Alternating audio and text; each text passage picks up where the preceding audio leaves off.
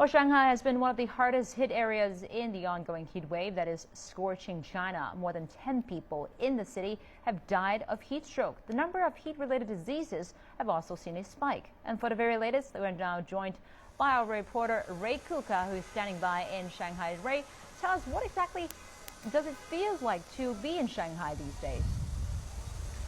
It's not fun, I can tell you that. It's very, very hot. And I come from Australia, it gets hot down there. This is extreme heat, especially when you compare it to winter. It was snowing here 6 months ago, and now I've had a record temperature.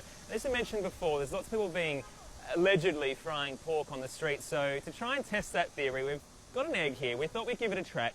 We're standing outside one of the train station in Shujiaoshui, in kind of inner downtown Shanghai. We'll have a crack and see if it works. This is marble. I'm not really sure if it is going to work, but we'll test it and see. It is pretty hot.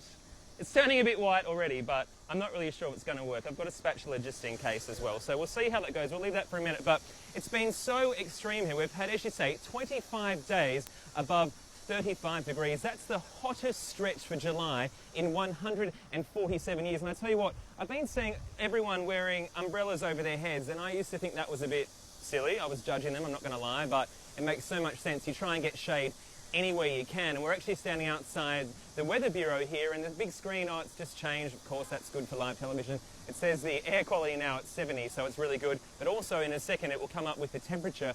A short time ago it was 42.1. I think it dropped to about 40.8 a short time ago, but it just shows how extreme it is. A lot of weather websites online as well are saying just how it feels as well, so it might say 40 degrees, but the actual feel has been as high as 52 degrees according to weather websites like AccuWeather. And I can see some of the train guards staring out and laughing at me for trying to do this egg thing because Is it still raw? It's still raw, so it's a bit of a disaster. But they're all judging me, they're all laughing at me because they came up to me before and they were talking about how they saw in the paper and on Weibo how everyone was frying pork, and they didn't believe it, and they're like, if you don't make it true, we'll hold you responsible for it. But I'm going to ignore them because, as you can see, we've got some pictures. They've all been sitting. They're not standing on the street directing traffic because it's too hot. They're all worried about collapsing. They're all hiding down in the air-conditioned comfort of the train station, as they should be. We're very hot here. And it's really been affecting a lot of people, like workers outside. As you said before, the government has issued an orange warning, which means that they try to get anyone who's working outside to stay indoors as much as possible, or at least get their workers to take extra breaks and make sure they're getting enough water, because 11 people so far, at least 11 people have died.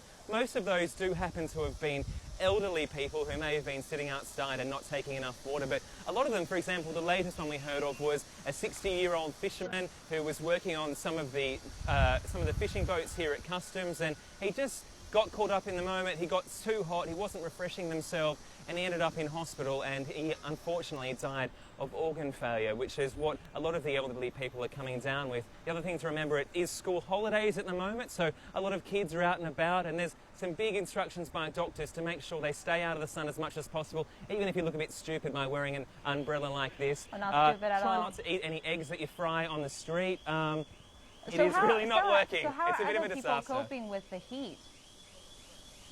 Well, I tell you what, there's a lot of people suddenly making a lot of extra business by selling frozen water on the streets.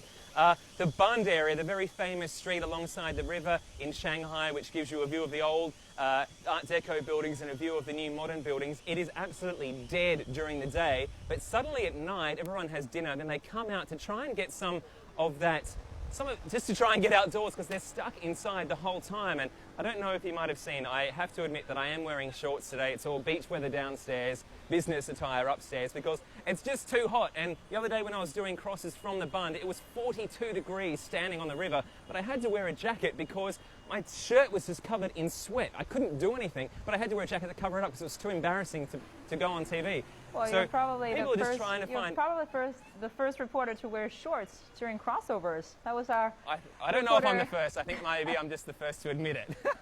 But you can see the taxi drivers. There's a man standing here as well. I know that you probably want me to go, but there's a man standing here and his stomach's hanging out. That's a bit of a trend in China, a bit of a trend in Shanghai. Apparently that's the way to get cool. I might have to start doing that. I'll speed that look now. No, don't do that in front of the camera. camera. Just everyone look after each other. The egg's not working.